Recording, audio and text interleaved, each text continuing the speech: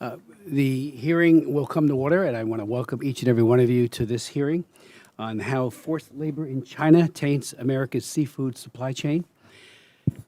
The compass, as we all know, is an instrument of great assistance to navigators and seafarers. Its origins lie in ancient China, specifically in the Han Dynasty, which dates back to the 3rd century BC.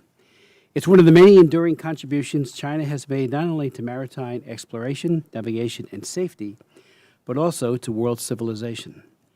Yet today, we find ourselves confronting a very different reality in China, where its moral compass is adrift, both at sea and on the land.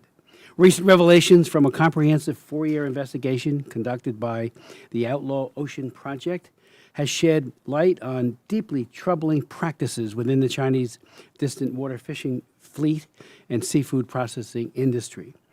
These practices involve egregious violations of human rights, including forced labor and other exploitative activities.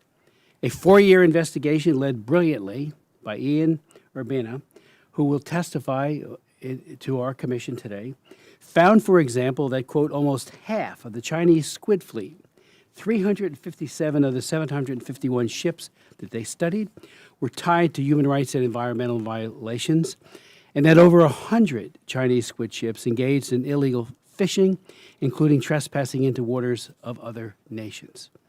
On land, the investigation reveals a disconcerting pattern of PRC-based companies exploiting the forced labor of Uyghurs and North Koreans to process substantial quantities of seafood destined to the United States market.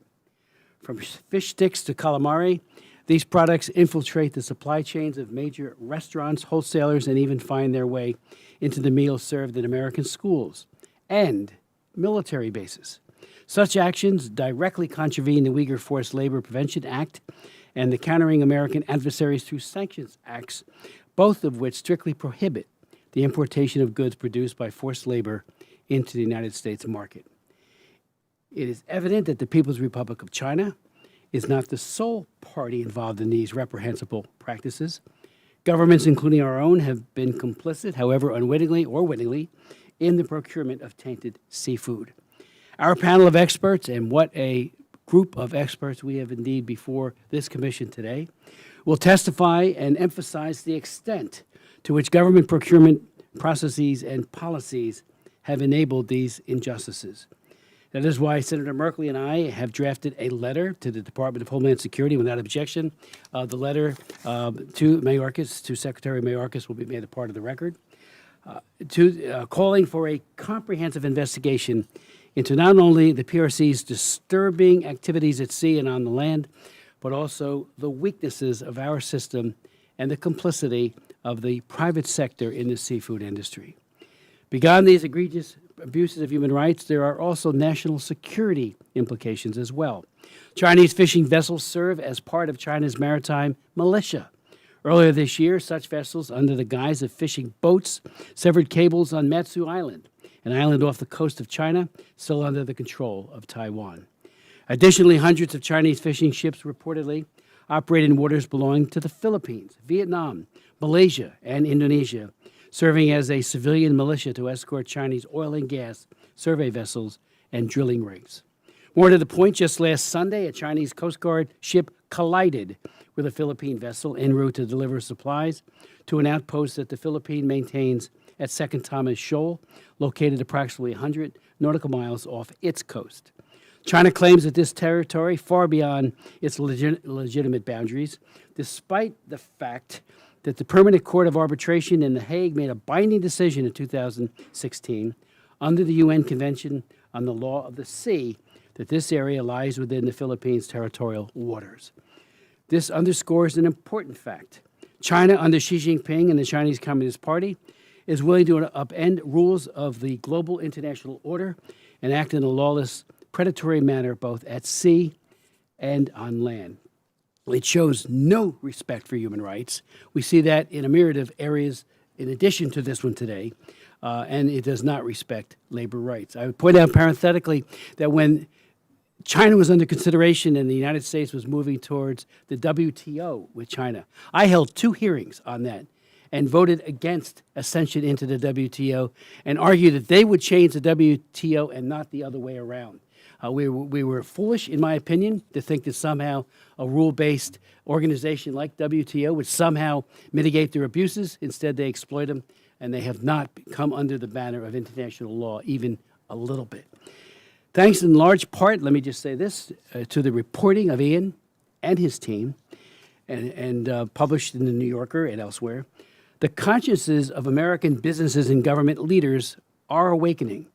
And certainly, we're trying to amplify that. We're trying to walk with you, Ian, and our other distinguished witnesses to try to make real and systemic reforms. Some are beginning to walk away from their abuse-tainted sourcing. This includes the supermarket chain Albertsons, as well as McDonald's Filet-O-Fish. Both have severed ties with the supplier implicated in Ian's reporting on forced labor practices. So there's already good things happening, but so much more needs to happen because of this landmark and historic human rights work. And we are seeing similar actions taken beyond the seafood industry. Over the summer, this commission, after a hearing on these issues of forced labor, the Wisconsin-based company, Milwaukee Tool, regarding allegations that the company had purchased gloves from a supplier that was utilizing forced prison labor to make those gloves. Milwaukee Tool took action to investigate its supply chain, and I and my distinguished staff met with them last week. They discovered multiple examples of counterfeit gloves originating in the PRC, bearing their brand name. Perhaps they were even made in a prison camp. Part of that lawless behavior I spoke of includes ubiquitous, unauthorized counterfeit goods. We know they proliferate all over China, and there needs to be far more done. It's not just the theft of intellectual property, it is the production of these counterfeit goods that flood our market, the European Union, and really the world market. The upshot is that the Milwaukee Tool has cut ties with the glove manufacturer in question, and they are now moving that operation outside of China altogether. I am deeply encouraged that the company has taken these positive steps, and it is yet another example of an American company responding constructively to reports of human rights abuses in the PRC. It is now as I think all of you know, this is not just a bicameral House-Senate, bipartisan, Democrat and Republican. It also includes the executive branch, and we are really privileged to have with us Thea Lee, who I've known for decades. When she worked for the AFL-CIO, she was just a one-woman force fighting against labor human rights abuses, and now she is the Deputy Undersecretary for ILABS, and I just want to thank her for her leadership and yield to her for any comments you might want to make. Thank you so much, Chairman Smith. And good morning, everybody. It is a great pleasure to be here this morning with all of you, and I would like to thank you and your staff, Chairman Smith, for the courtesy extended to me to come and to speak early in order to accommodate my travel schedule later this morning. So this is my first hearing as a commissioner representing the executive branch, and I want to thank you for your leadership of the Commission in promoting human rights in China and for exposing the government's corrupt practices that fall way short of universally recognized human rights and international labor standards.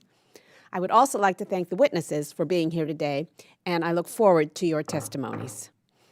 I want to recognize the contributions made by the Commission staff for conducting research, producing reports, and organizing hearings such as today's.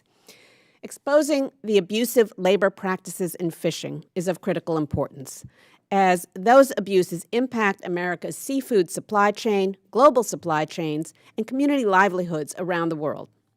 This industry sits at the intersection of key Biden administration priorities: human and worker rights, environmental protection, food safety, and national security. It is clear that we are at a moment where further urgent action is needed to achieve a whole-of-government approach to address egregious abuse of worker rights in the seafood industry. In 2022, President Biden signed the historic National Security Memorandum on combating illegal, unreported, and unregulated fishing and associated labor abuses. As shown in the recent annual report, the U.S. government has taken actions to sanction human rights abusers and provide tools that help protect fishers from exploitation. At the Bureau of International Labor Affairs, known as ILAB, an agency within the Department of Labor, our job is to advocate for worker rights around the world. We engage with our interagency and multilateral partners to fully leverage U.S. enforcement mechanisms and trade frameworks to prevent tainted seafood from reaching U.S. shores. We are pushing for better governance, including of crew labor rights on the high seas, and we are seeking to improve labor inspections on vessels and in seafood processing. I think folks know we publish and maintain a list of goods produced with child labor or forced labor based on our evidence-based research. We have documented child labor or forced labor in the production of fish, dried fish, shellfish, and shrimp in 20 countries, including China. Our Comply Chain and Better Trade tool apps serve as useful resources for workers' protection and the private sector's due diligence process. We have also dedicated more than $20 million in project funding to address labor exploitation in the fishing and seafood sectors globally. Our research and advocacy work has directly contributed to the U.S. government's ability to stop tainted seafood at the border. The sanctioning of Pingtang Marine Enterprise, a Chinese fishing conglomerate, for labor abuse and illegal unreported and unregulated fishing was a significant step in our enforcement actions. But we know that government action alone will not solve this problem. We need more reliable information, effective policy and enforcement actions, and transparency and accountability in global supply chains. We would like to see, as Chairman Smith said, the industry take greater responsibility for global supply chains. We need more effective tools to strengthen penalties and to deny market access to actors that tolerate labor exploitation. Chair Smith, while the challenges remain daunting, progress is possible. And I saw this clearly. I met with some Indonesian fishers and advocates earlier this year at the Seafood Expo North America, and they told me that some simple improvements in working conditions, such as having access to Wi-Fi, so that they have means of communication at sea, could help prevent exploitation. It could make an enormous difference in people's lives.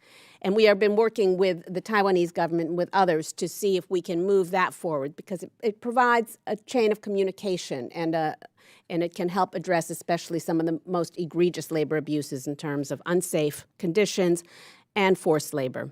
So I'm looking forward to hearing from the witnesses today on suggestions on how government, business, and consumers can help turn the tide on forced labor in fishing. The Department of Labor is deeply committed to building a more sustainable seafood sector that respects labor rights and promotes the welfare of all the workers on fishing vessels and in the processing chain. Again, let me thank the witnesses, the esteemed witnesses, for being here today. I'm looking forward to hearing your testimony. But I also want to thank you for the work that you all do every day to bring attention to these urgent issues. Thank you. I look forward to the rest of today's hearing. Secretary Lee, thank you so very much. And again, this commission is really, really blessed to have you on it. We worked with you, when you were not within government, and to have such an advocate who is so knowledgeable is truly remarkable. So thank you so much. I'd like to now introduce our distinguished witnesses, beginning first with Mr. Ian Urbina, who is the director and founder of the Outlaw Ocean Project, a Washington, D.C.-based nonprofit journalism organization that produces investigative stories about human rights, environmental and labor concerns at sea. Mr. Urbina and his team of international investigative reporters conducted a remarkable historic landmark 4-year investigation both on land and at sea, exposing horrific labor abuses in the global seafood industry attributable to the Chinese Communist Party and how this has tainted the United States seafood supply chain. I'd like to note that this reporting is truly groundbreaking. It's the first reporting of its kind, revealing how Uyghurs, North Koreans, and others are forced to work in seafood processing plants. His team is doing incredible work to shed light on the plights of persecuted communities and individuals trapped and held either on Chinese fishing vessels or in these plants thousands of miles away from their homes. Before founding the Outlaw Ocean Project, Mr. Urbina spent more than a decade as a staff reporter for the New York Times. He has received various journalism awards, including a Pulitzer Prize and an Emmy. Thank you for your important work and for joining us today. Our next distinguished witness is Professor Robert Stumberg, a professor of law at a place not too far from here, Georgetown University. He directs the university's Harrison Institute for Public Law, which often works with public officials and coalitions on health and food trade policy, and human rights for workers. He's published several pieces, incisive pieces, including one titled Turning a Blind Eye, Respecting Human Rights in Government Purchasing. Professor, we look forward to learning more about U.S. government procurements and much, much more from you today, which will help guide us as we try to weigh in very strongly on this important issue. So thank you. Pardon me. We're also joined by long-term friend Greg Scarlatoiu, the Executive Director of the Committee for Human Rights. He testified before this commission on multiple occasions from as early as 2012, and before the Committee on Foreign Affairs as well, when I was the chair of the Subcommittee on Africa, Global Health, and Global Human Rights and International Organizations. Mr. Scarlatoiu brings a wealth of knowledge on the plight of North Koreans, including extensive insights on North Korean forced labor in both China and in Russia. Many of us who have met him before are so impressed with his work, and that's why we couldn't wait to have him back here today to give us his counsel and insight.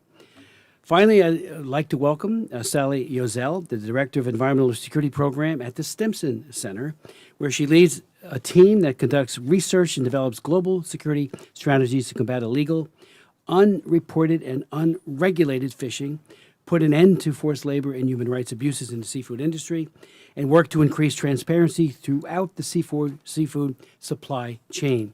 With this, while this is her first time as a witness before this commission, and it won't be the last, she is not a stranger to Congress. As a matter of fact, she testified not too long ago before the House Natural Resources Committee to discuss full seafood traceability and how to stop Russian seafood or Putin's pollock from entering our borders. I fully agree with her views that American consumers do not and should not buy seafood caught illegally or linked to labor human rights abuses. And again, thank you for your landmark work as well.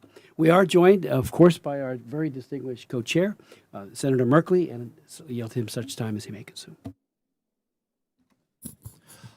Thank you very much, Mr. Chairman, for convening this hearing, which builds on several hearings this commission has held on topics such as the implementation of the Uyghur Forced Labor Prevention Act, the plight of North Korean refugees in China, the aggressive long arm of the Chinese government, and the importance of holding American corporations to account when they are complicit in human rights abuses. I'm going to suggest that I put the balance of my statement in the record, given the limited time that you have to be here and the desire to get right to the testimony. I'd rather we jump right in. Thank you, Senator Merkley, co-chair. Mr. Urbina.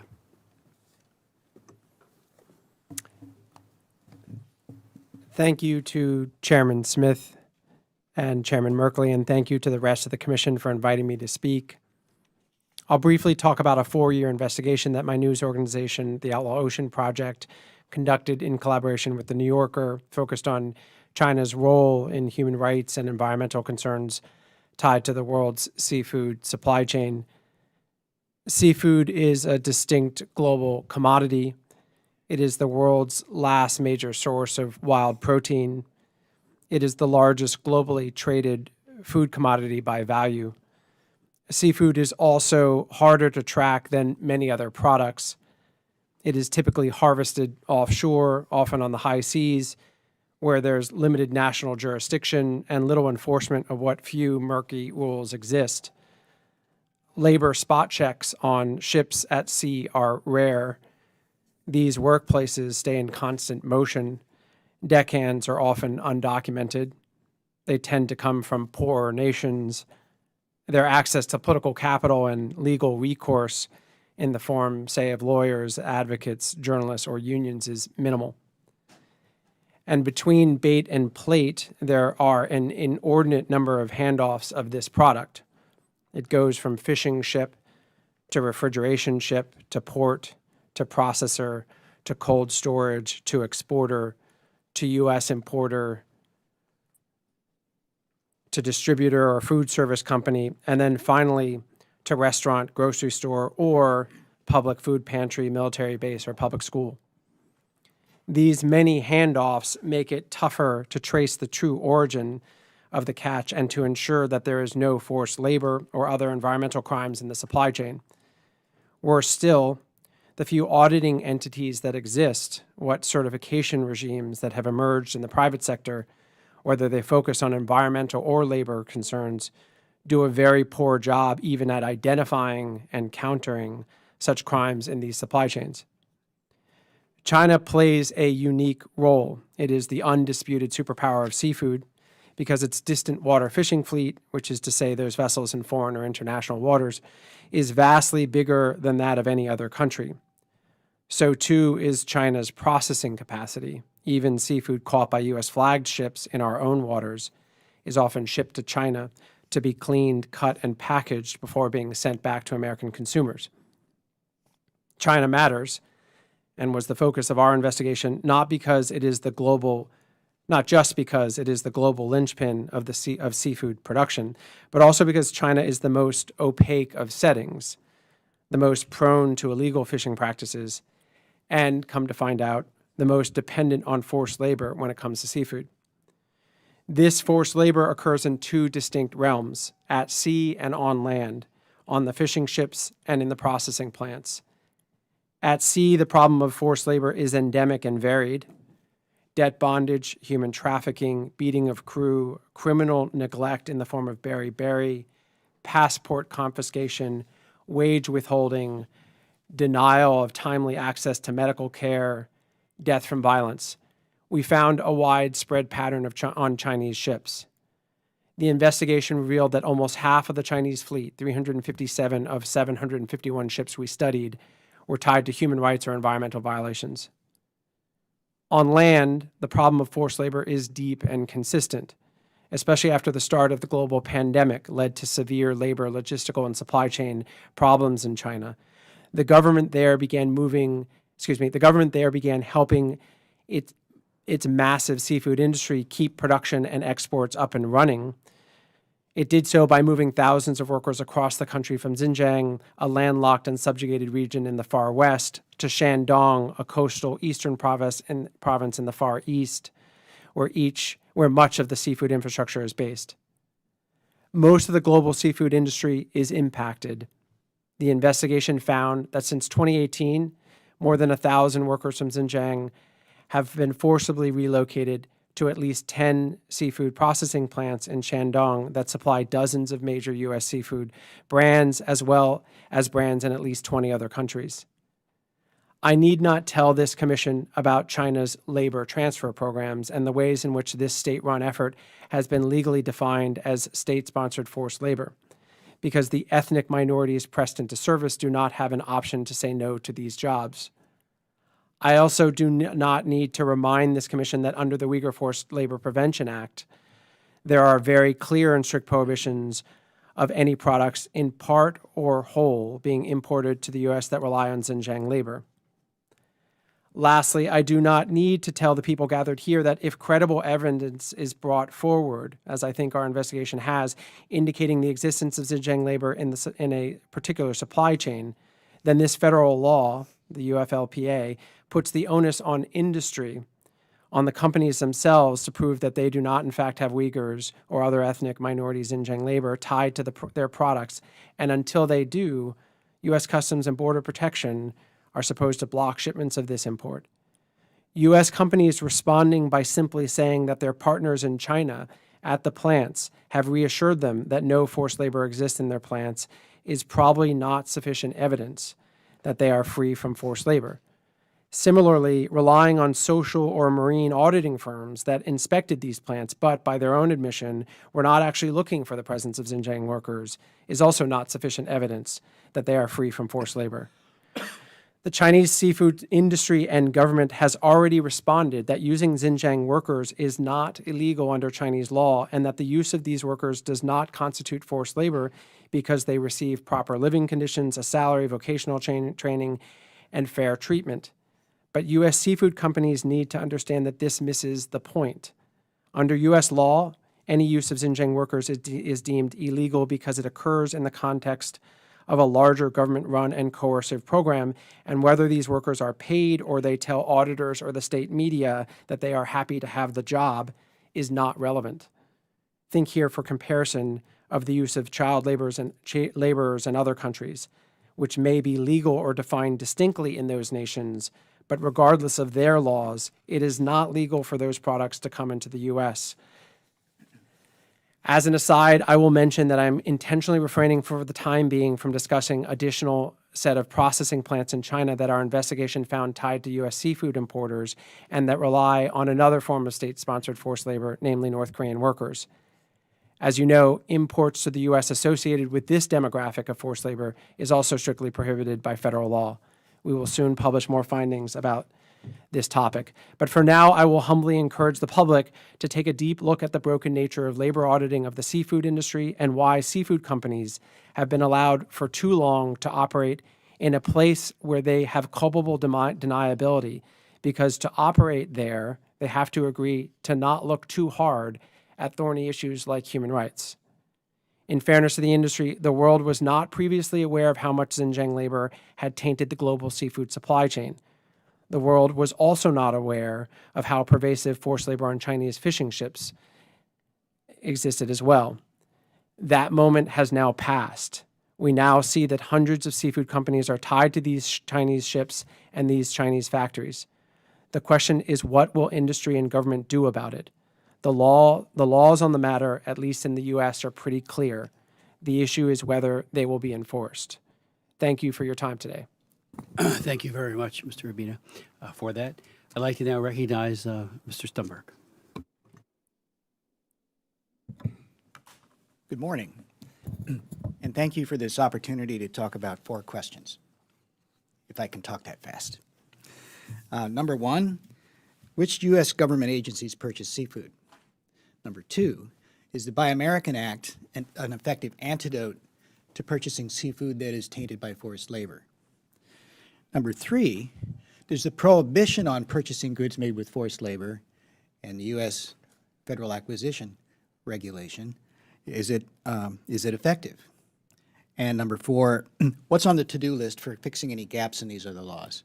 I've given you a relatively technical to-do list, which we certainly will not cover in today's conversation, but I'm happy to respond to any questions you might have about it, either right now or later on in today's conversation. Which agencies? It's a relatively small world in the context of seafood. U.S. Department of Agriculture and the Defense Department far surpass the other agencies that purchase seafood, including the Federal Bureau of Prisons, the Department of Justice, Veterans Administration, and others. Ian's team identified about $200 million over a 5-year period, which is certainly a conservative estimate, but that's a very solid baseline number, which could easily be double or triple or quadruple of that if only better data were available. It's interesting when you look at who these agencies buy from. USDA, Agriculture, buys from companies that are themselves importers, and 3 companies stand out. Almost all the purchasing for commodity programs is from 3 importers. Defense, on the other hand, buys from companies that are the 2 largest food service distributors in the United States, U.S. Foods and Cisco. They, in turn, buy from the importers. But what makes that interesting is 2 facts. Fact 1, these 2 largest distribution companies are enormous. Cisco, for example, has $68 billion in annual revenues. Compare that to a couple $1 million in federal contracting. It's just a blip on the scale of their revenue scheme. But there's an opportunity by focusing on procurement. That tiny percentage is the tail that might wag the dog, because the same company is also obligated to comply with the Tariff Act and its broad prohibition on any imports tainted by forced labor. So you see the connection between the Federal Acquisition Regulation and government purchasing on the one hand, and the Tariff Act, which is the foundation for the Uyghur Forced Labor Prevention Act. So when Ian's team asked USDA to comment on his reporting, he got a very interesting answer, which was, A, we're obligated to buy American only, both U.S. caught fish and U.S. processed fish, in terms of our purchasing, and B, it's audited by NOAA, and they said they do on-site audits. So let me just briefly talk about that, and I'll probably run out of time before we get into the technical details. The Federal Acquisition Regulation has 3 exceptions to Buy American. One of them is if the supply isn't available. The second is if the domestic prices are unreasonable, with a litmus test of 20% compared to foreign prices. And the third is goods that are intended for resale, i.e., not for public feeding programs like the National School Lunch Program, but rather for resale in a military commissary or a government cafeteria.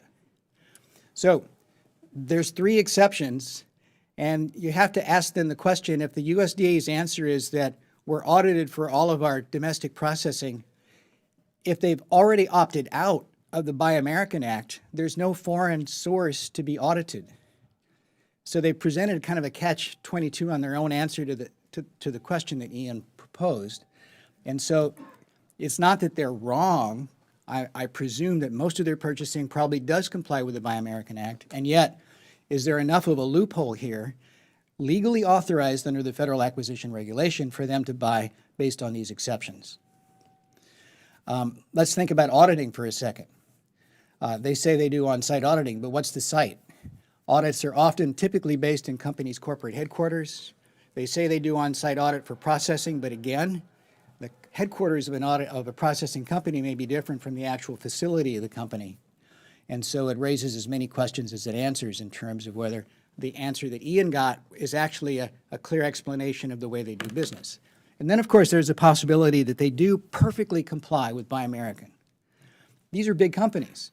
And so they could make sure that they are segregating their sources for U.S. government contracts, while on the other hand, for all of their other customers, practically every major grocery chain in the United States and most institutional purchasers, governments, universities, that huge market, it's those guys whom they are sourcing in Chinese processing facilities that use forced labor. So that's possible too, but then it reveals the need for a more comprehensive strategy for transparency, which simply does not exist. So I'm pretty much at the end of my time. That's the big picture. What's on the to-do list? I'll give you the broad categories. And we can talk about details if you're interested, either today or later. Number 1, plug the gaps in the Federal Acquisition Regulation. The exceptions that I told you about. With new law or through any kind of administrative action, or both? Could be either. Okay. So every piece of the FAR, the Federal Acquisition Regulation, can be traced back to an act of Congress. If you try to amend the FAR, you have to go through an elaborate rulemaking process under a council that's chaired by the Office of Management and Budget, which is where progressive regulations go to get sick and die. On the other hand, Congress isn't exactly a model of democratic efficiencies these days either, but everything can be traced back to laws such as the Trafficking Victims Protection Act, which is the law that contains the prohibition on importing goods made with forced labor, and the UFPLA, which is not synced with procurement at all. So the opportunity to sync the UFPLA, which is run by Border Control Agency, and procurement is an enormous opportunity, and there's no connection whatsoever at this point. And I should just say in passing that it's common for government agencies of this scale, particularly when dealing with new laws like the UFPLA, compared to old laws that are underlying the procurement rules, not to be connected to each other. I mean, 9/11 was the story of agencies not connecting to each other. So we all have learned a very painful lesson that agencies tend not to. The U.S. government does not have a strategy for monitoring or policing its procurement government-wide. The UFPLA contains the DNA, if I may say, for a government-wide strategy that's narrowly focused on Xinjiang-sourced goods. There are interesting concepts and inventions in the UFPLA and in CPB's implementation of it. You could take that DNA and extract it and plug it into the procurement system, and you would end up with something that looks like a SWAT team of lawyers, auditors, and guys that like to wear sweatsuits and jump on boats and, chase around the ocean and do real investigative and, work on behalf of the American people. That could be a model for how that works. The United States government doesn't have it, and only some smaller progressive governments around the world do. Swedish counties, for example, have pooled their resources for that kind of SWAT team to support all of their counties, which do most of the purchasing for governments in that country. Another example is that there are about 900 universities and government entities in Europe that have pooled their resources for electronics purchasing, which are also subject to forced labor, much of it from China. So for that industry, they pool their resources through a monitoring entity called Electronics Watch.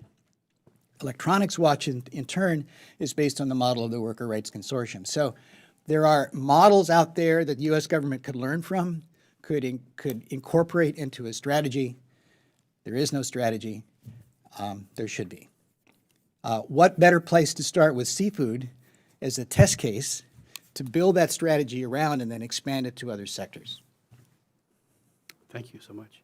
I'm going to have to leave for a few moments. We have a vote going on the speakers talking about dysfunction. Speakers race, so I will go vote and then come right back. But obviously, you're in great hands with Co-Chair Merkley. Well, thank you very much for your testimony, and we'll just proceed. Chairman Smith and Chairman Markley, thank you for inviting me to testify this morning. Deputy Undersecretary Lee, it's an honor to meet you this morning. The official dispatch of North Korean workers to China's seafood processing plants is a breach of applicable UN Security Council sanctions, international human rights instruments, and most importantly, our own CAATSA. Mindful of CAATSA provisions relating to sanctions for forced labor and slavery overseas of North Koreans, my organization, HRNK, has conducted a preliminary investigation into whether the working conditions these workers face are subject to Section 302B of the North Korea Sanctions and Policy Enhancement Act of 2016.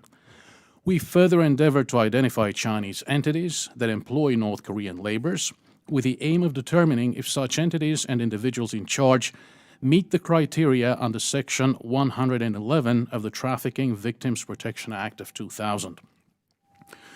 Until their repatriation began on August 23rd or the 29th, there were thousands of North Korean workers officially dispatched to Chinese seafood processing factories. In many cases, these workers processed seafood imported from North Korea. The importation of seafood processed by North Korean workers in China, seafood exported from North Korea to China, or a combination of both into the United States would constitute a blatant violation of CAATSA. 3 major seafood processing companies have historically employed North Korean labor and have exported their products to the United States.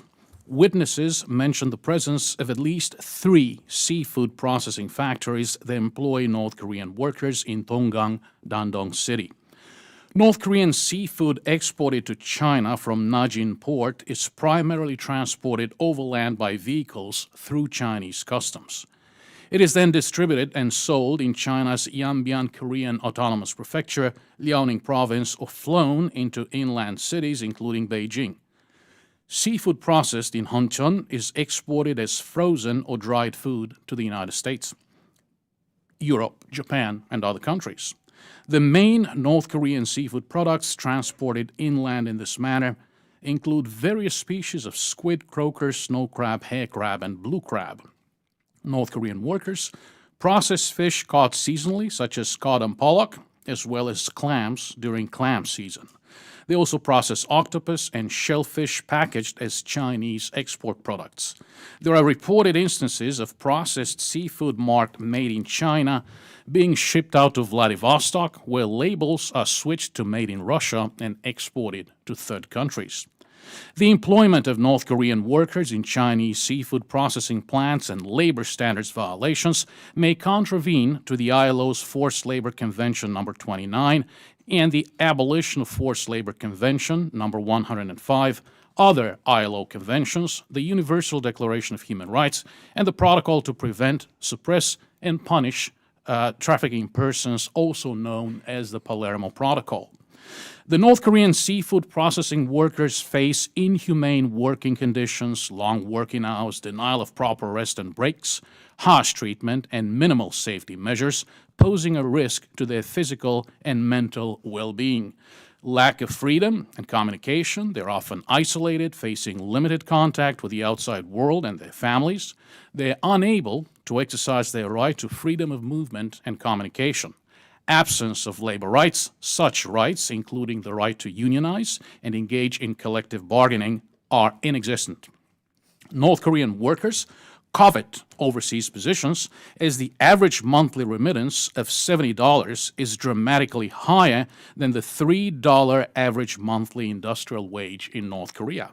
The average bribe paid to be dispatched workers is $2,000 to $3,000. The workers must borrow the funds from moneylenders and pay it back with interest.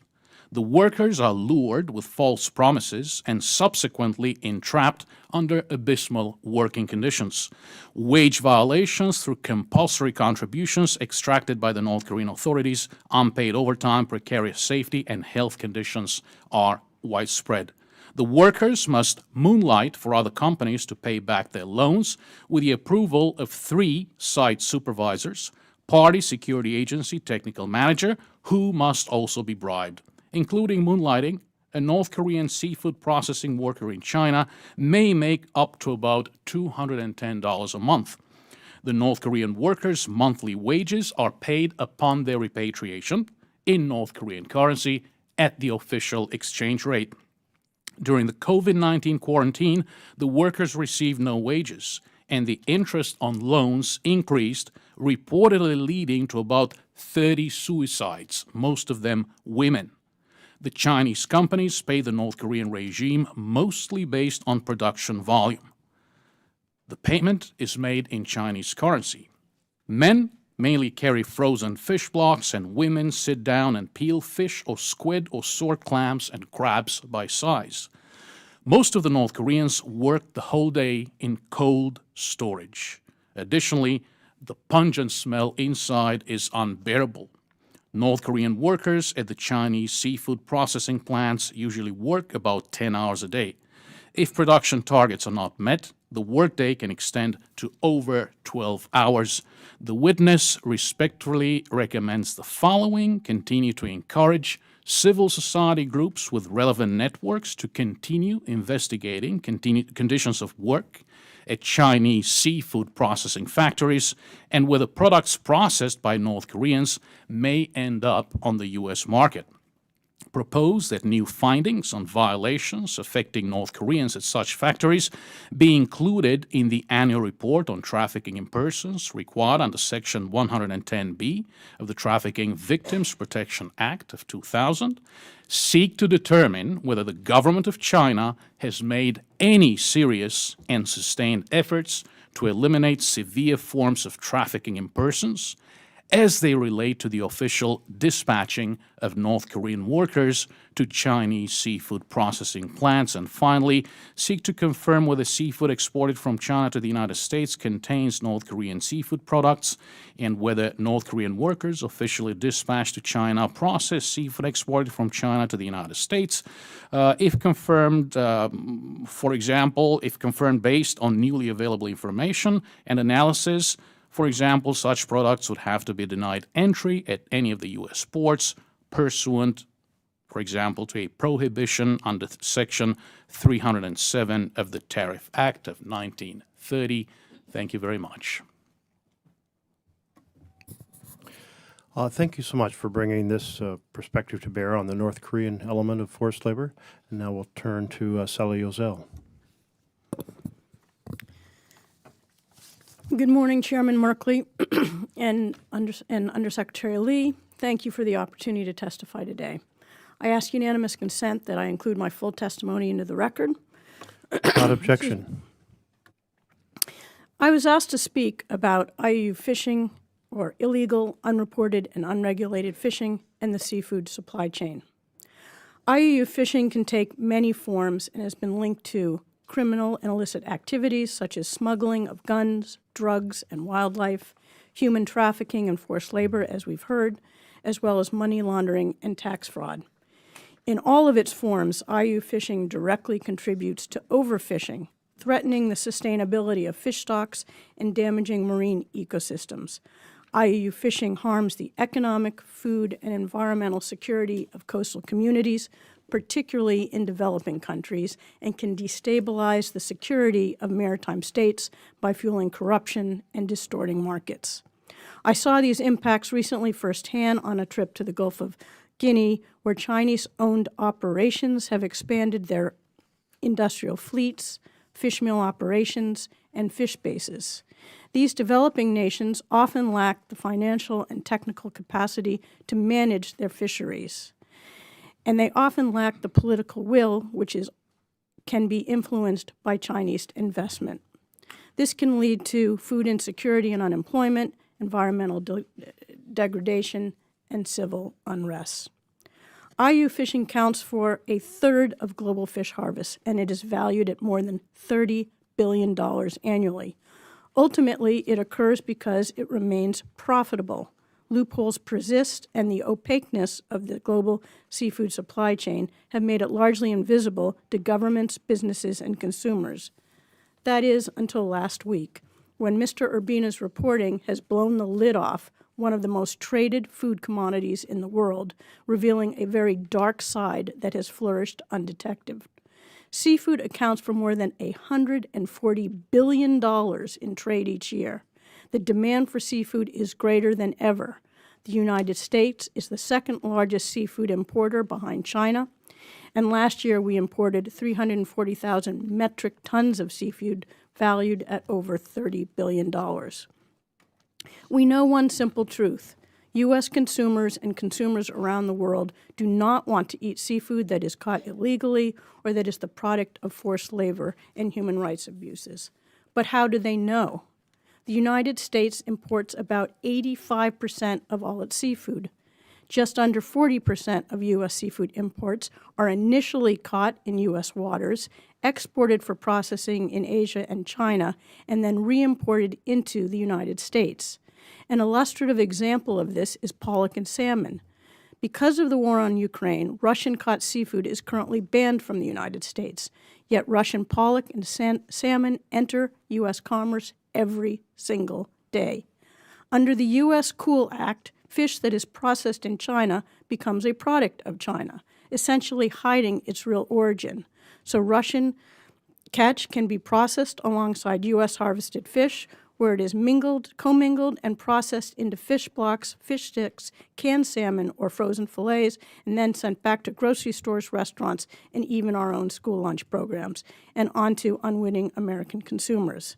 Stopping the importation of Putin's pollock through China is an easy fix if the United States government implemented a more comprehensive traceability system that tracks seafood throughout the supply chain. As a former co-chair of the task force which created NOAA's Seafood Import Monitoring Program, called SIMP, I can say with certainty that SIMP was originally visioned to prevent and deter IUU fish from entering the United States. It was to effectively and efficiently track all imported seafood from the point of harvest to its initial entry into the U.S. market, or as we like to say, bait to gate. SIMP has been in operation for 6 years. Yet it only covers about 45% of the U.S. seafood imports. But it does not cover several high-risk species, including pollock, salmon, blue swimming crab, squid, and haddock. As NOAA Fisheries looks to improve its program, they must consider the fact that SIMP is currently a single, narrow program rather than a true traceability system. It is siloed from other relevant monitoring programs and hamstrung by its reliance on a paper-based framework. This opens the door to falsification and prevents the use of advanced risk analytics. Globally, the United States, Japan, and the European Union all have traceability programs, and when you combine all three, they make up more than 60% of the international seafood market. This is a powerful block. Several additional programs are coming online, such as South Korea and Australia. And all of these countries are looking to the United States as its global leader. At home, numerous agencies are working to combat IUU fishing. NOAA Fisheries manages the SIMP program, as I noted. The U.S.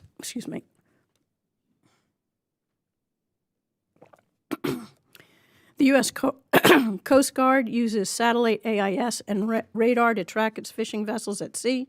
The The Department of Labor monitors for forced labor and human rights abuses. The Food and Drug Administration collects seafood data relating to human health and food safety. And the Treasury Department follows the money, which can provide valuable insights into beneficial ownership of IUU fishing enterprises, and I could go on. But despite all of this data and all of these programs, the International Trade Commission estimates that $2.4 billion worth of IUU-caught fish products enter the U.S. market in 2019 alone. In my written testimony, I have shared 10 next steps that can be implemented now to achieve a broader, more holistic vision to prevent IUU fish from entering our markets. To summarize just a few, let me say that we need a full functioning traceability system that is, one, standardized, expand the seafood import monitoring program, and work with other countries to develop a consistent global list of high-risk species. Streamlined, move to a full digitized traceability system that will support the use of risk-based analytics and reduce the burden on industry. And we have to get rid of the paper. In today's world, how many billion-dollar industries lack digitization and rely on paper-based records? Third, synchronize. The U.S. should widen its aperture to what is considered risky behavior. First, NOAA Fisheries should follow through on its work to amend the definition of IUU fishing to include forced labor in the seafood supply chain, and work across federal agencies to consider other risks linked to vessel histories, ownership information, and land and sea-based processing, transshipment, and ports. IUU fishing is a global problem that requires global solutions. The United States government has the opportunity and the responsibility to ensure more transparency and to chart a path forward that moves the seafood supply chain out of the shadows. Thank you for your time, and I'm happy to answer any questions.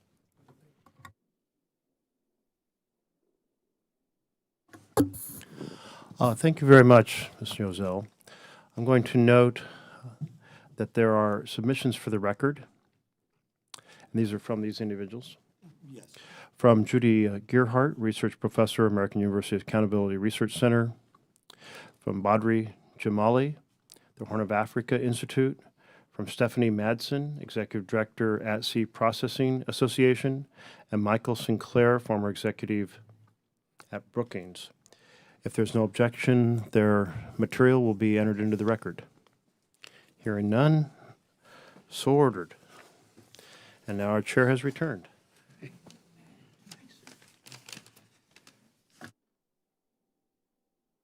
Is everything fixed? No, we'll have another vote in 15 or 20 minutes. Thank you.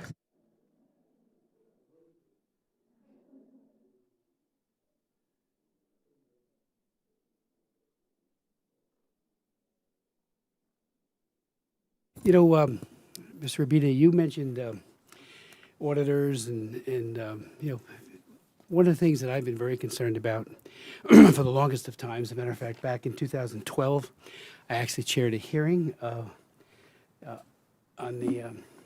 this commission and pointed out that, you know, the ability of anybody to say anything of worth to an auditor when potentially there are people who will snitch on them, especially within the company, or even Chinese Communist Party security apparatus or types. Well, that's not the one. The audit hearing that we had made it clear that we focused on Apple and some of the other big companies, and that the auditors would go in, they'd talk to 6 people, they'd say, oh, they met them separately, you know, separately with recording devices going, and they said everything's just fine. And I'm wondering if that's been your experience. You know, our government, unfortunately, is too willing to accept that. They say, oh, they got a clean bill of health by auditing company X, Y, or Z. Many of them are foreign-based. They're not like Price Waterhouse. They're coming out of Europe and the UK. And I think it's a sham, frankly. You know, maybe there's some good people involved, but the process is a sham because you're going to get a Potemkin village almost every time. And I wonder what your thoughts might be on that. You mentioned, Mr. Stumberg, about NOAA. We're in a big fight with NOAA on issues relating to ocean wind. I'm leading the effort in my state because they and others, including BOEM, have been absolutely AWOL in terms of doing their due diligence about the impact of radars and the fish kill that we're seeing with whales. But reasonable men can disagree with that, but it's the radars is overwhelming. We will be blinded if these 3,400 size of the Chrysler Building ocean wind turbines go off the New Jersey, New York coast. And yet NOAA has been no help. I've been shocked and dismayed by it. And I'm wondering if you might want to speak to, how valid their work is on this. And then the issue that and Senator Merkley and I, in our letter yesterday to Secretary Mayorkas, bottom line, we believe the situation needs a robust and coordinated response across all federal levels, including DOD. What has been the response from USDA, DOD, which procures so much of this fish for our troops and for the commissaries? I have a commissary in my district, joint bases in my district. I've been to it many times, with others. I don't use it, but I go there when I do base tours. And there they are, around the rack, all this different fish products, which normally would be great. But if it's, as it is, sourced through human rights abuse, we got a problem. So I'm just wondering what their initial responses have been. Has there been a response? Because we're going to push really hard. I don't care who's in the White House. We want no complicity in human rights abuse. So whoever comes in next, might be the same, it might be Biden again. It just has to change. There's got to be an aggressiveness there that has been sorely lacking. Thanks for the Yes.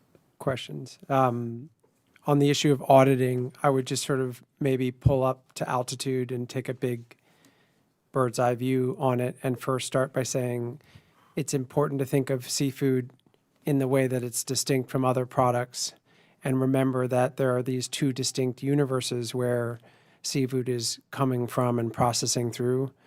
And so when we think about the auditing system and you think about the two universes, the at sea and the on land, it's important to ask, okay, what do the audits look like at sea versus on land? And the at-sea audits are non-existent. So when it comes to labor. And that's a huge problem that's easily overlooked because it's the toughest problem to solve. Spot checks on ships and conditions on ships are really a big challenge. So that's one dichotomy I'd put forward. The second one is the question of what kinds of audits we're talking about. Are these marine audits or social audits? So marine audits are largely environmental in focus. They're focused on IUU concerns and these matters. And the private sector has more of an infrastructure for marine audits. They're flawed, deeply flawed, the marine audits, but they exist at least. How to check on the attempted traceability of where the fish is coming from, what gear is being used, what ships, et cetera. When it comes to social audits in the seafood space, there's far less infrastructure. And there are some firms that are doing these social audits, meaning checking on labor issues, but only on processing plants. So that's a second dichotomy I think is important to bear in mind. The next one is China. Audits in the rest of the world versus audits in China. That's another dichotomy to really not forget about. If you're going to operate in China, you got to play by their rules. And the U.S. Business Committee knows that. So do NGOs who are now working there. And those rules are pretty problematic. You can't ask certain questions. You can't say certain things. And so auditing firms and U.S. companies that are operating there know full well when they go in that they can't stay there unless they play by those rules. So there is a bit of a sham in having labor audits through private firms in China because there's this whispered sense that they're not really going to do what even weak auditing is supposed to do. And then the last layer I would go to is whether social audits, labor-focused audits on land in China are even looking for the right things and doing them in the right way. Are they even asking whether or looking for Xinjiang workers? What we found is the answer is no. They were not fluent on the issue of the problem of Xinjiang workers. And they were not looking in the right way for that issue. And then also, are they doing them in a credible way? In other words, are they calling ahead and saying, we're going to show up on Tuesday to check your plant? That's not a real audit because they know to clean things up because the auditor's coming on Tuesday. So these are the layers of questions I'd ask of auditing. And for the most part, the answers we got in our investigation were not hopeful ones. You know, at that hearing in 2012, I just would point out that Thea Lee was one of our distinguished witnesses at that, speaking on behalf of the AFL-CIO. But we had Lee Kwong, and I just say this because I think it says volumes, who's the executive director of China Labor Watch, and he said, according to very conservative estimates, some 30,000 plants, over 100,000 audits are conducted for over 30,000 plants. The multinationals would then, more often than not, bribe the auditing companies by giving them like $3,000 or so to avoid making the investment, to make the improvements, and to really bring forward the information. So one, people are chilled from telling you what is actually going on. But secondly, auditors, and this hearing was in relation to things like what Apple was doing with its workforce in China. So, big question flag when we hear about audits. In terms of the, the response of DOD, for example, or any of the government agencies, I know your historic research is new, but what has been the react? Are they saying, let's meet with you, let's begin plotting out, and Mr. Stumberg, I'm doing a rewrite of my original law. I'm the author of the Trafficking Victims Protection Act of 2000, and we have a reauthorization that we're working on. It'll be marked up, we believe, at the next Foreign Affairs Committee meeting. That said, we're looking at some new language in a number of areas. I'd love to get your input as to how we could amend that or should amend that. So please, either now or in follow-up, we just need that from you, if we could. That sounds like bait. I'll take it. Thank you. I appreciate that. The Trafficking Victims Protection Act, as implemented in the FAR, requires prevention plans to prevent the government from buying goods made with forced labor. Right. Good. It only authorizes prevention plans for services performed overseas, not goods purchased by agencies, and explicitly not goods that are commercial off-the-shelf items, so-called COTS items, or otherwise known as canned fish. So, yes, there are prevention measures in the Trafficking Victims Protection Act, but no, they don't cover any of the products we've talked about here today.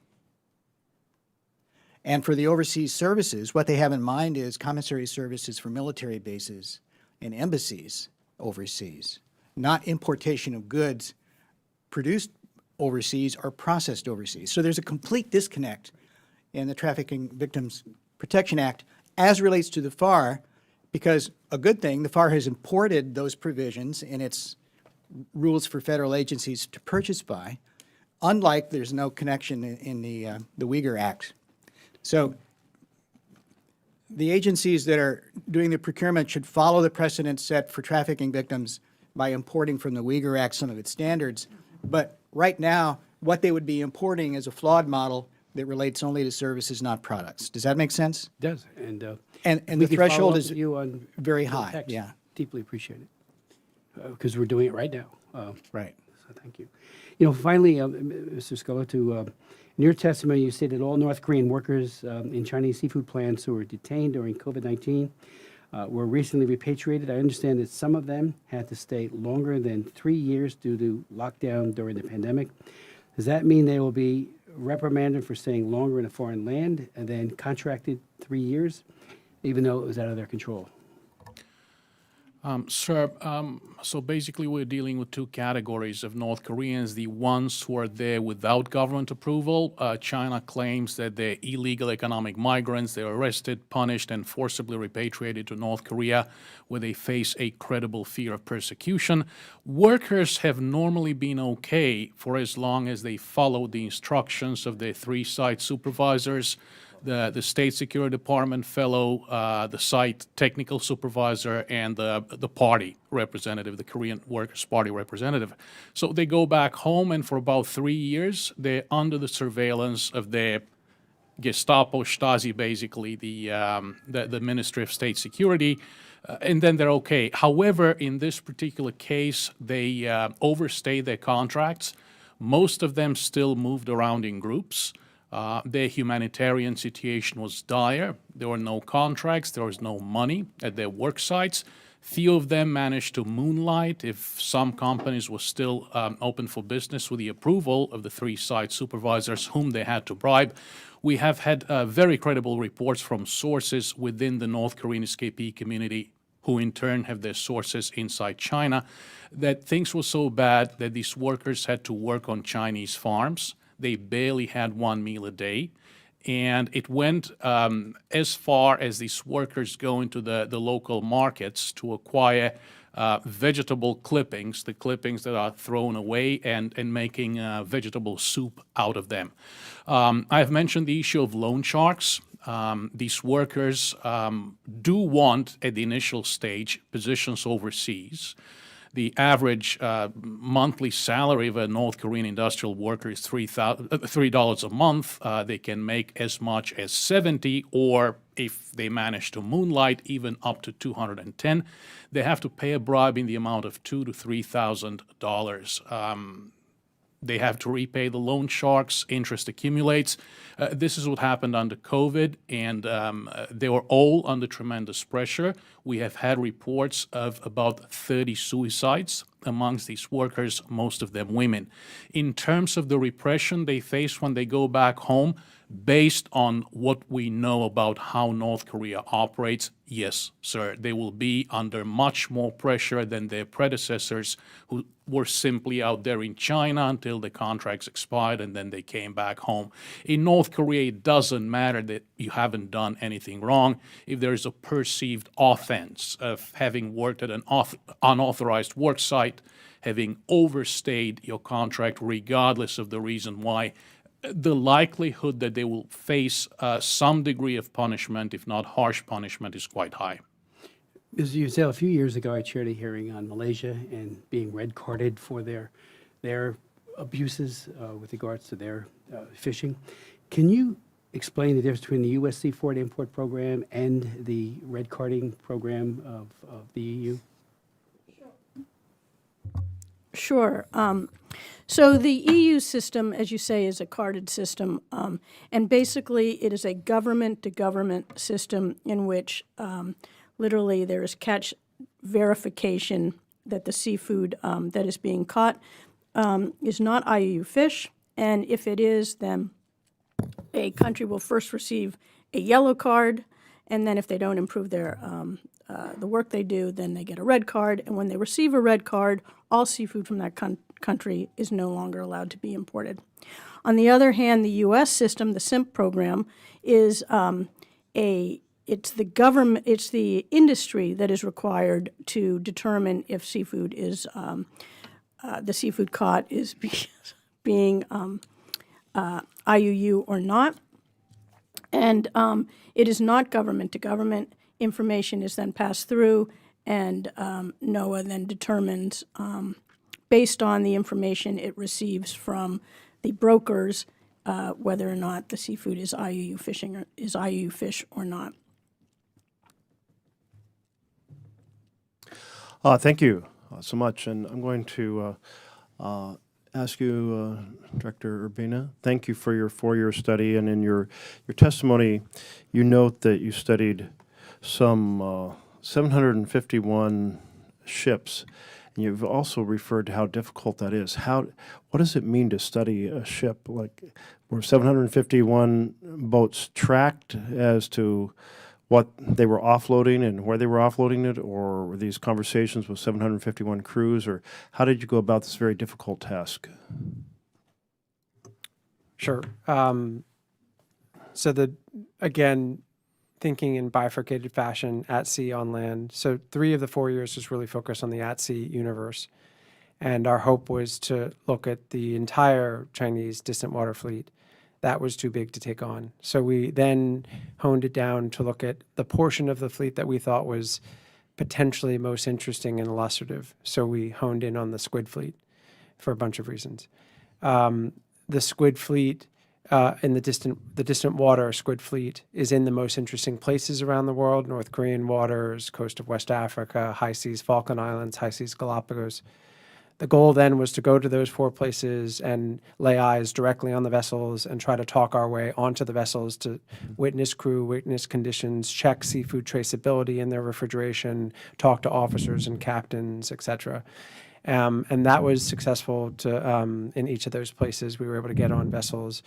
When that didn't work, we interviewed crew through a very old school method of bottle communication. So we would write notes in and put them in plastic bottles weighted down with rice and cigarettes and candy. And when the ship would try to leave, when they saw us coming, we would follow them, and I would throw bottles onto the back of the vessel, and the crew, usually the deckhands, the captain was looking forward, the deckhands were facing backwards. They would receive the bottle. Sometimes they wouldn't open it, read it. Other times they would. They'd take the message out. It was written in Bahasa, so Indonesian, because a lot of the crew are Indonesian, Chinese, and English. There would be a pen in there. Sometimes they would scribble responses to the questions back, phone numbers of family back home, pleas for help. They'd put it back in the bottle, throw it back over. We'd pick it up. So that was a labor-intensive process, but very effective in getting interactions with crew. So that was sort of the on-the-water method of reporting. The remote method of reporting was a deep dive on various forms of data, which would allow you to understand where have these ships been, by way of tracking them through satellite technology, et cetera. Are they engaged in sovereignty incursions, so illegal fishing in that form?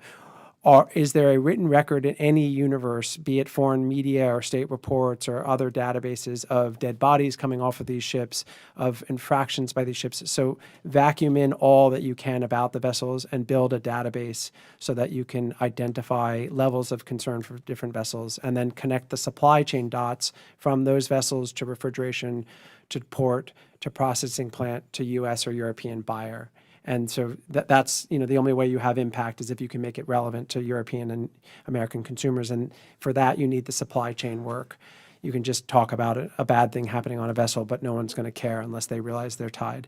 So that was the on-water investigation. The on-land investigation was a whole different, kettle of fish, if you will. And that took a lot of, and this was done by the investigative team at my organization, mining of media reports and cell phone footage by workers from within processing plants, OSI, open source intelligence, to see what you can lay eyes on. That TikTok, Chinese TikTok, there's a lot of footage of workers chronicling their labor transfer from Xinjiang to Shandong. Here I am on the plane, here I'm arriving at my factory, here I am working, here I am seeing the ocean for the first time. So we mined all of that material to connect the dots to actually figure out how many workers were actually in these plants. And then also a lot of companies have newsletters, which are very candid. Mega parent companies of the seafood processing plants talk very openly about how appreciative they are of the Chinese government helping them fill their labor shortage by transferring workers. And so we mined that material as well, and a number of other materials to build a grid of knowledge about what are the plants that are using Uyghur workers. It is truly a stunningly expansive project you undertook under incredibly difficult circumstances. And just as you were describing, throwing bottles onto the boats and hoping somebody will open the bottle, you apparently got a lot of bottles thrown back. Giving firsthand accounts, and so thank you for elaborating on that. I am really kind of struck by just all of your testimony of how complex and difficult it is to tackle this particular this challenge. One piece that I hadn't anticipated was that U.S. flagged vessels fishing in their own waters ship their produce to China for processing. So immediately it's intermixed. U.S. produced food is intermixed with the Chinese flow. Is that is that an inevitable piece of the economics of processing because it's so labor intensive, or why is American seafood from U.S. vessels in American waters being shipped to China for processing? I'll take that one on. Can you hear me okay? Inevitable is the word that I focused on in your question. I think the answer to the inevitable part of your question is no, but it depends. The challenge of solving that problem depends on the type of seafood. So if you look at the history of squid, very labor-intensive, costly, dirty work. And late 80s, early 90s was wholesale shipped to China for the cleaning, processing of it. There is not much infrastructure for processing of squid in the U.S. The challenge that the industry will face for finding alternate places to do that work is going to be tough. Pollock, different story. You know, there are, out of Alaska, at-sea processors who are doing a lot of the processing in U.S. waters on U.S. vessels for U.S. consumers and avoiding the problem. Can they scale up? I don't know. But really an honest answer would have to look at the type of seafood and then look at how could we encourage processing alternatives that allow industry players to not rely on North Korean or Uyghur worked factories in China. I'll ask, thank you. And I will say, Professor Stumberg, you described Director Urbina's work as James Bond would be impressed.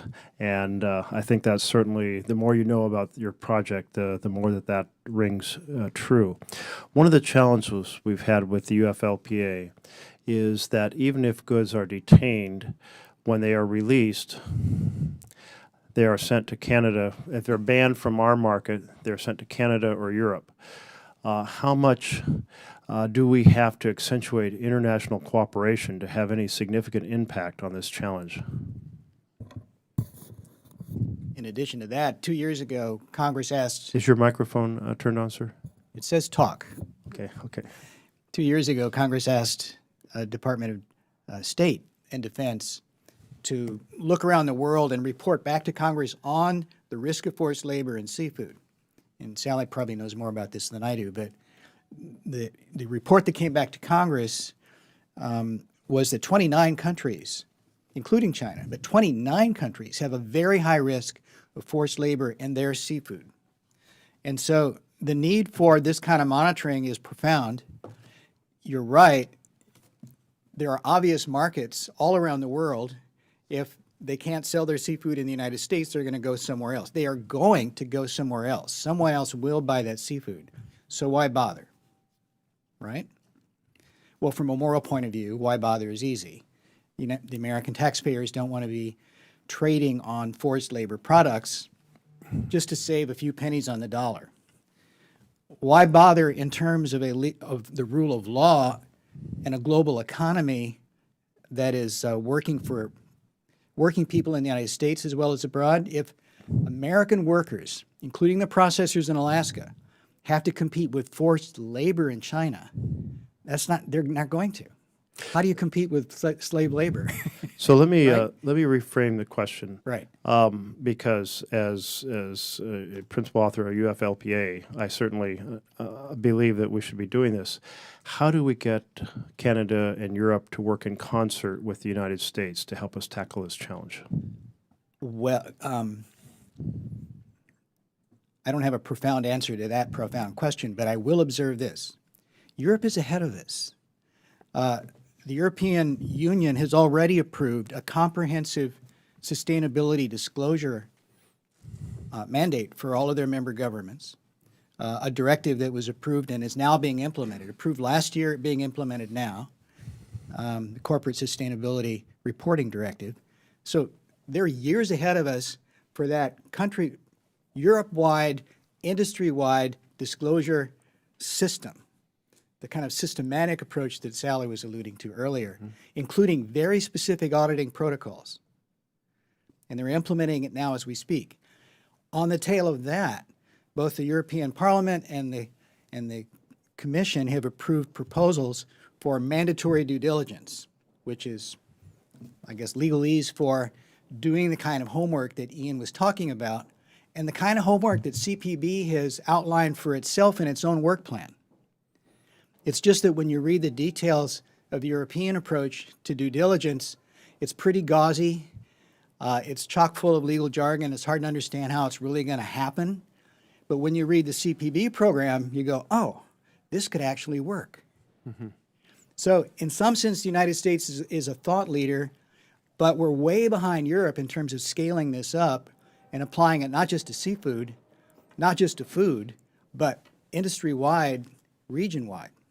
So getting in sync with what the Europeans are doing, learning from the way they're scaling up this kind of corporate accountability, understanding that companies are going to have to comply with these EU directives, and they're going to be preoccupied with that for a decade or more while the Americans are futzing around with vessel by vessel withhold orders.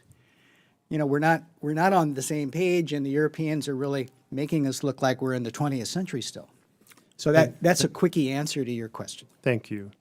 Ms. Lee. Thank you, Chair Merkley.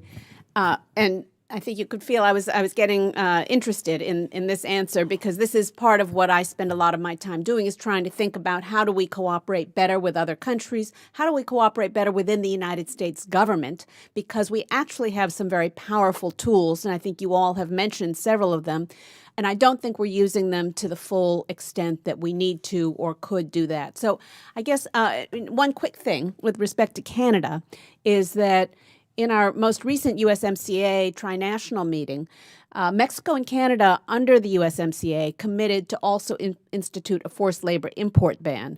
And they don't know how to do it. So they are, we brought some of our Customs and Border Protection folks, and we are going through ongoing technical exchanges to help to see how far we can go in terms of sharing information that would make that more effective, because the Canadians and the Mexicans, and even the Canadian and Mexican businesses, said to us, we don't want to get all the forced labor import rejects that come from the United States. That's not good for our own competitive atmosphere. But and Professor Stumberg, I don't totally agree with you in terms of the European Union versus the United States. I think our tools are amazing. The Uyghur Forced Labor Prevention Act, the rebuttable presumption, which gets around some of the issues that Ian raised, that we don't have to prove or get access to China, because we know China doesn't give access. They don't give access to auditors. But I think we're at the very beginning of learning how to implement those. And one of the things that I've also been doing in the G7 and the G20 is trying to figure out how we can take the very best of what the European Union is doing and what the United States has. A lot of other countries are very jealous of a forced labor import ban, in whole or in part, because if we were able to enforce the Tariff Act of 1930, the Uyghur Forced Labor Prevention Act, the North Korean sanctions, it would be massively powerful. We can't really do it all of a sudden. But I also think that the point that you raised, Professor Stumberg, about the integration of U.S. government procurement with the trade measures, the import ban and the Uyghur Forced Labor Prevention Act, is exactly next. So I know that wasn't really a question, but the question is for each of you, and thank you so much for your testimony, for your work. One thing, if you could, with respect to enforcement, because I'm in the executive branch. I don't know how long it'll take Congress to enforce better and stronger laws. I know we need them, but I think that there's so much that can be done. What would be your number one ask of the U.S. government in terms of strengthening enforcement of existing laws? So if each of the witnesses wouldn't mind, I would love to hear from you.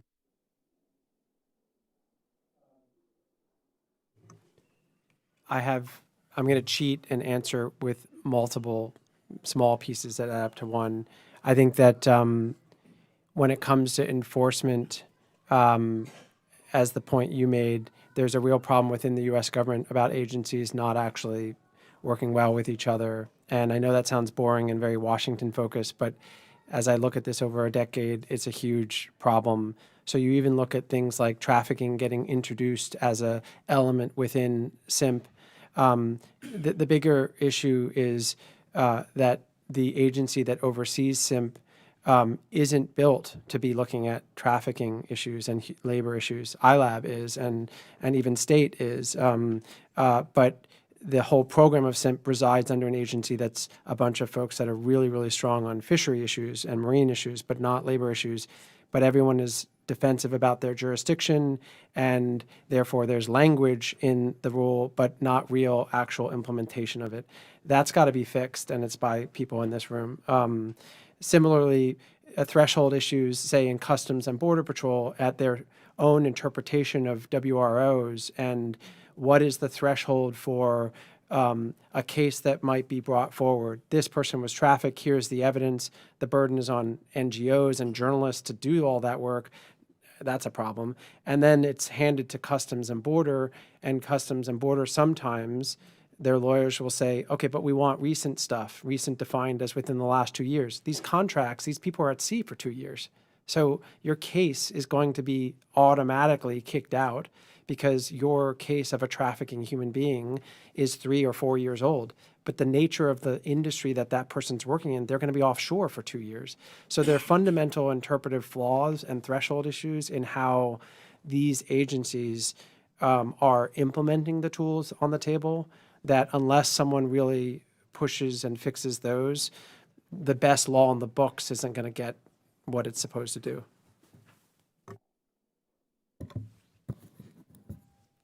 First, a note about SIMP. As Sally explained, SIMP was built to cover environmentally illegal fishing.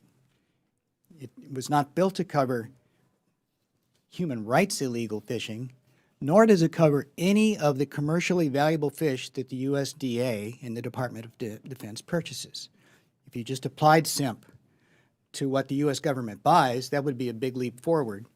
And while you're at it, collect what relevant labor rights information you can. I'm not trying to pitch SIMP as the right place to have a human rights strategy, but it could be a very valuable tool if expanded as a coalition of 9 civil society organizations recommended back in March. They did a really good report led by the World Wildlife Fund and 7 other groups. 2 other ideas. First of all, implement the Uyghur Forced Labor Prevention Act. What do I mean by that? It's now been 1.5 years since the work plan hit the pavement, right? Have some empathy for CPB. In response to their initial list of 20 known entities that have direct connections to Xinjiang province, they've been flooded with thousands of pieces of evidence about other entities. An entity could be anything from a vessel to U.S. foods. Thousands. So how do they process that? They have yet to come out with a rule or a guideline on how they're going to make decisions about how and when to add more entities to the list. But so far they've gone from 20 to 27, and that's it. So I have empathy for them considering the workload, but it's been 1.5 years, and at least they need a strategy for telling the rest of us, this is how we're going to sift through all this evidence. And you can say the same about the, I think what they're up to now 5 high priority categories where they're focusing enforcement. I'd make the pitch that Ian is, giving them an invitation to add seafood next, simply based on his reporting alone. My God, this is such a valuable contribution, and he's done their work for them. And not only that, if I can say one more thing, when I read the CPB work plan published 1.5 years ago, I was like, this is amazing. I couldn't believe that this was from a U.S. government bureaucracy because it was so forward-looking. They were talking, and I assume they're working on this now, using artificial intelligence and the various computer databases, the very ones that Ian used, to intentionally sift through and pull out all the data that he's presented in his reporting. CPB implies that they want to be able to do the same damn thing with AI. Now, I don't know squat about AI, but I have a feeling that that's probably possible. So could Ian's work be a picture of what the future looks like as CPB? I hope so. Probably everything except, putting on your jumpsuit, hopping on a skiff, and chasing down people on the high seas. I don't expect CPB to do that. But we have to leave something for Ian and his grandchildren to do. It's all about the jumpsuit.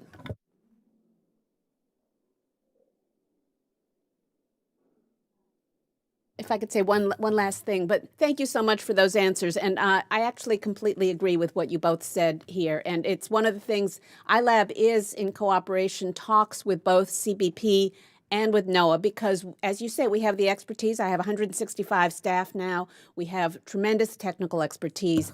And so we're doing some staff exchanges, we're doing some contracting, and we really do want, and we're in very deep conversation with NOAA about SIMP and ways that we think it could be strengthened and improved, and the definitions and so on. So I think that's really important. And with respect to the Uyghur Forced Labor Prevention Act, I sit on the FLEDF, the Forced Labor Enforcement Task Force, and in fact, I co-chair the entity subcommittee. So I will tell you that we are trying as hard as we can. It's been very slow going. It's been frustrating, I think, to all of us.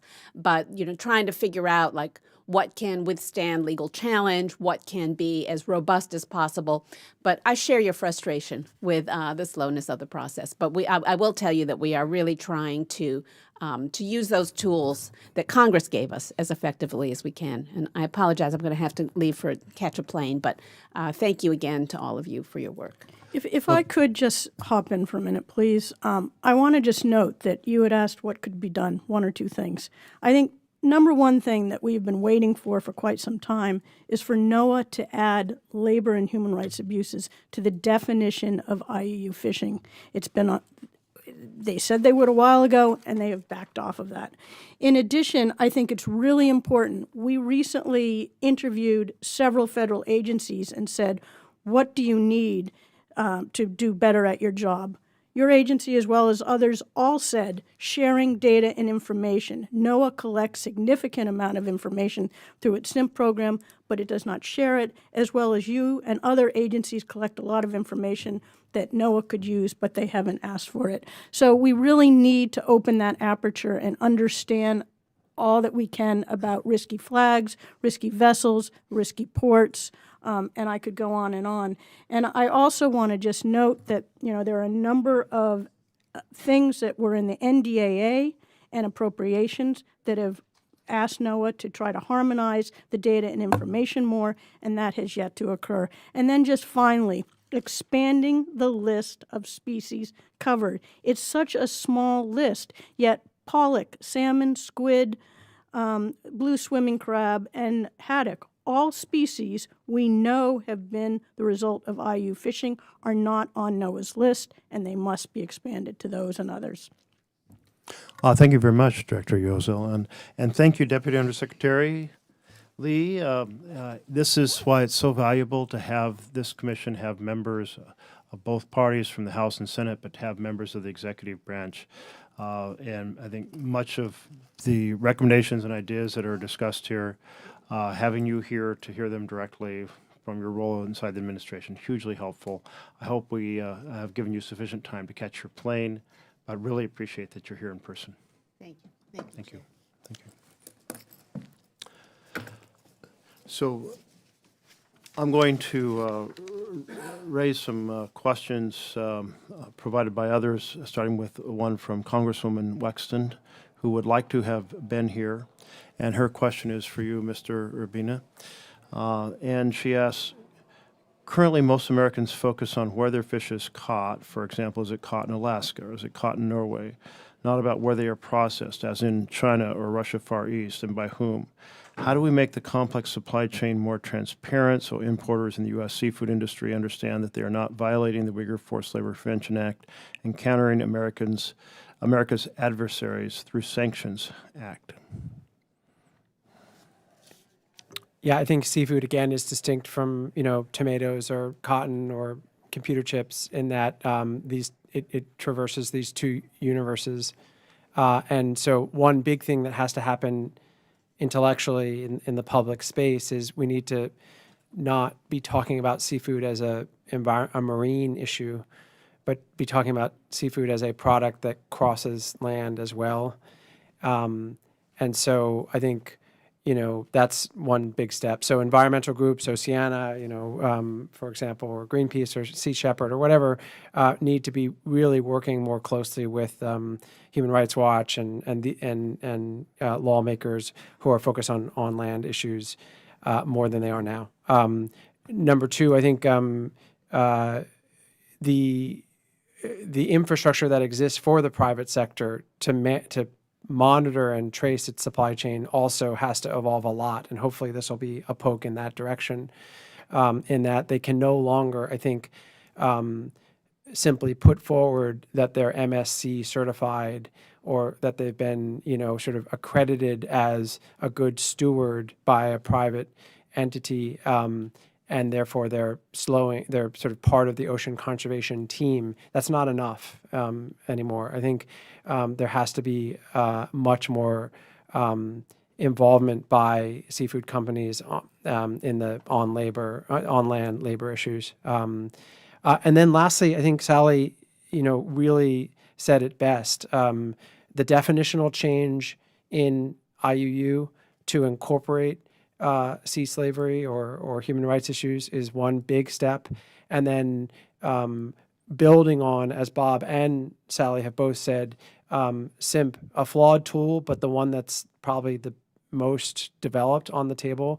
Building on SIMP, expanding it, redefining it, getting more agencies involved in it, is at least what I hear from experts is probably the best step for trying to get the supply chain of this product more under control.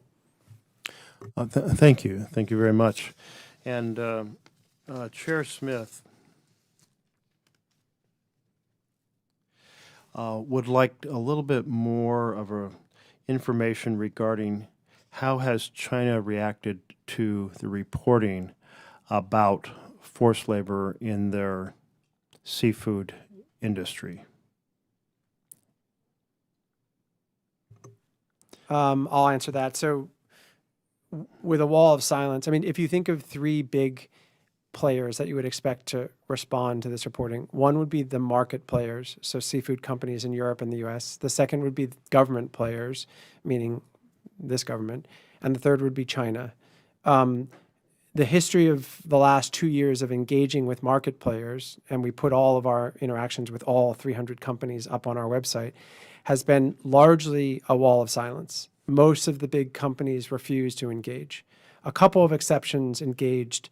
Lunds is one example, where these are companies that didn't agree, didn't like what we were telling them, but were willing to converse and knew they were on record the whole time and pushed back at times, but were very open and trying to figure out how to fix these things.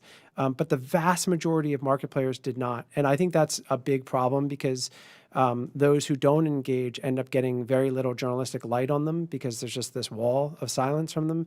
And those who do engage end up getting a lot more spotlight on them, even though they took the high road. In terms of the Chinese government, there has been a couple of comments coming out of the Overseas Fisheries Agency Association, essentially calling the story and the reporting fabricated. But there's something interesting in that response, which is, and this is something I think the public in the West needs to be mindful of, they elide definitions. So they are quick to point out, under our own laws, nothing illegal is happening here. This is not forced labor. These people are paid a wage. They're given vocational training and happy to have these jobs. That is, and it's all true, and it's all coming from the Chinese government, but it's irrelevant. And I think, luckily, the U.S. media and companies are understanding that that's irrelevant because of the category that is child labor, or prison labor, or North Korean labor, or Uyghur labor. That's point one. There have been market reactions since the reporting. So big companies have already begun severing ties to major factories in China. And so that's having clear financial repercussions in China. But that's about what we've seen. Thank you. As we're talking about this, I was thinking about a whole different piece of this forced labor, which is the west coast of Africa. And my daughter worked with children who were basically sold into the fishing industry, and the ships are like anchored under the old slave castles. So it's like a very dramatic ancient slavery, new slavery, but all of that seafood is domestic consumption, so it doesn't enter into the supply chains in the way that we're talking about here. And I've read reports of other slave labor in other parts of the Pacific in which, again, it's mostly for domestic. But this is an area where the supply chains affecting the U.S., we have perhaps more leverage if we can solve the complexity and bring all the forces to bear. I did want to go back to just one piece of this, which was the purchasing by the U.S. government. And I believe that was noted, and I'm not sure which of you raised this, but the three exceptions, was that was your testimony, Mr. Stumberg, that the U.S. government, the exceptions include domestic supply is unavailable, domestic prices are too high, or it's intended for resale. So you're saying that essentially the U.S. government will purchase non-American seafood if it's in one of those three exceptions, and that this ties into the possibility of purchasing seafood from China that has been produced essentially by slave labor. Do I have that correct? You do. If I Okay. could illustrate one of those exceptions. If it's not available, for example, first of all, what does that mean? It's not available as a U.S. caught seafood, or that it's simply not available in terms of processing in the United States. So the rule itself is vague. It's open on that point, but then it goes on to say that, well, let me just leave it at that because it gets very technical at that point. In terms of the price reasonableness, it's a 20% range, right?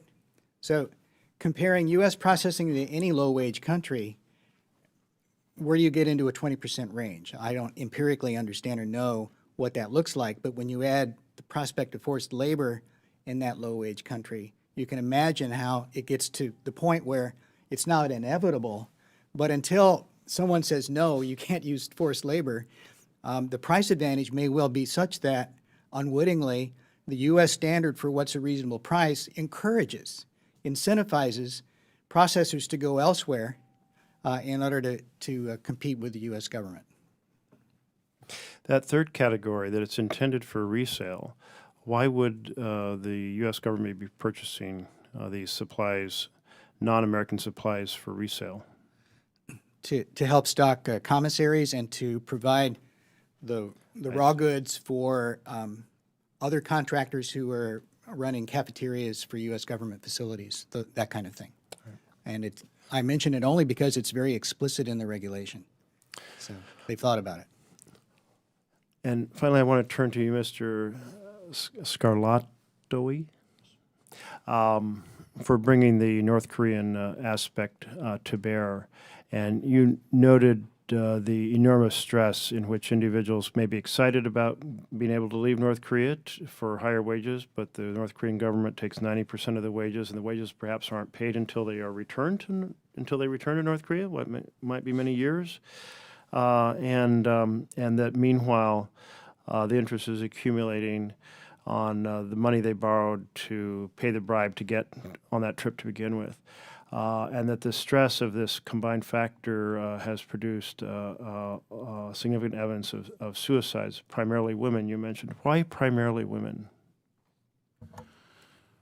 In both categories, that of North Koreans who cross the border without government approval, and in some industries where North Koreans are dispatched officially by the government, depending on the industry, women represent a higher proportion than men. In the case of refugees, about 80%. In the case of the workers, if we're talking, and again, it's industry-based, restaurant workers, textile workers, they're mostly women. At the seafood processing plants, there are particular tasks that are assigned to women, peeling the seafood, measuring the seafood, and of course, they have to spend time within those terrible working conditions in the refrigerated cold rooms, a very harsh environment. They have to experience the pungent smell. These are jobs that North Korean workers take up. Chinese workers would not take up these jobs because the working conditions are so terrible. It is very likely that women are more affected by both the physical and the psychological toll that these working conditions take on them. Some of them happen to be married women, to have left families behind, and the stress of not only having to live under these working conditions, but also to be unable to repay those loans and interest takes a very heavy toll on them. There is no proper health care provided, and of course there is no mental health care provided, none whatsoever to these North Korean These workers. suicides are happening while on foreign labor or after return to North Korea? We had reports that these suicides happen in China while they were still unable to return home. And the loans have to be repaid after one returns to North Korea? They continue paying them once they're dispatched to China, in this case as seafood processing workers. Of course, the $70 a month that they receive from the North Korean regime, not in dollars, but in North Korean currency when they return, is not enough to cover the debt and the interest, and thus they have to moonlight and do odd jobs, of course, with the approval of their site supervisors. Unless they do that, this would be perceived as great wrongdoing and they would be punished. Touched on a lot of different pieces of a complex puzzle. Thank you each for bringing your perspectives and knowledge and experience to bear. Do we have closing comments that need to be read into the record? I think we can leave if there are supplemental materials that, by close of business Friday, people can submit.